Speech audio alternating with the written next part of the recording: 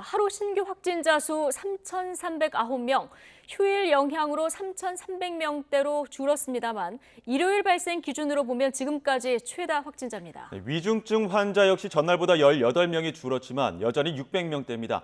취재기자 연결합니다. 신현준 기자. 네, 신현주입니다. 네, 일요일 발생 기준으로만 보면 최다 확진자인데요. 확산세가 꺾이지 않는 모습이군요. 네, 그렇습니다. 오늘 0시 기준 신규 확진자는 3,309명입니다.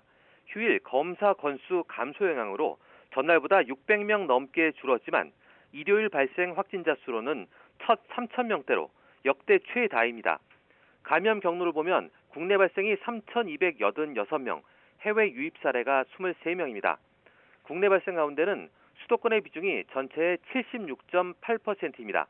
서울에서 1,386명이 새로 확진 판정을 받았고 경기와 인천의 확진자는 각각 905명과 233명을 기록했습니다. 위중증 환자는 전날보다 18명 줄어 629명이지만 닷새 연속 600명대를 기록하고 있습니다.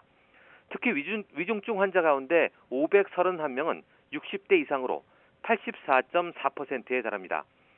코로나19 관련 사망자는 32명이 늘어서 누적 3,580명이고 치명률은 0.81%로 올라갔습니다.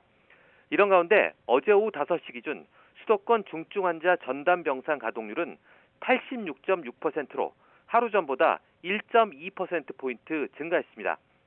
지역별로는 서울이 87.8%, 경기가 85.5%, 인천이 84.8%로 집계됐습니다. 수도권 병상 대기자 숫자도 1,149명으로 1,000명대를 이어가고 있습니다. 충청 지역도 병상 가동률이 포화 상태여서 대전의 경우엔 중증 환자 치료 병상이 하나도 없고 충남과 충북도 중증 병상 가동률이 90%를 넘었습니다. 네, 오늘 중대본 회의에서는 코로나 위험이 예측보다 더 빠르게 일상을 위협하고 있다, 이런 우려도 나왔죠. 네, 권덕철 중앙재난안전대책본부 1차장이 모두 발언에서 한 말인데요.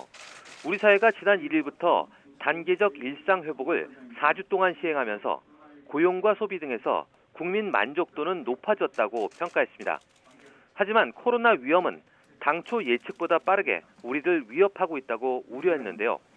확진자 수가 4,000명 수준으로 치솟고 위중증 환자도 빠르게 늘어 병상 배정을 기다리는 환자가 1,000명을 넘어 어려운 시기라고 설명했습니다.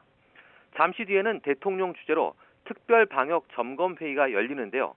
방역당국은 어제 일상회복지원위원회 전문가들과 지난 4주 동안의 단계적 일상회복에 대한 위험도 평가를 한 데 이어 현 상황에 대한 방역 대책을 논의할 예정입니다. 이어 상황평가에 따른 종합적인 대책을 오늘 오후 5시 관계부처 합동브리핑을 통해 공개할 예정입니다.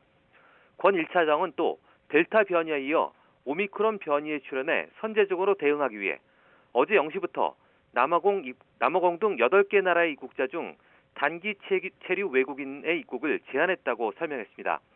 아울러 코로나19 백신 추가 접종은 필수라며 추가 접종은 우리가 일상 회복의 길을 계속 나아갈 수 있게 하는 가장 중요한 수단이 될 것이라고 강조했습니다. 지금까지 사회 2부에서 YTN 신현주입니다.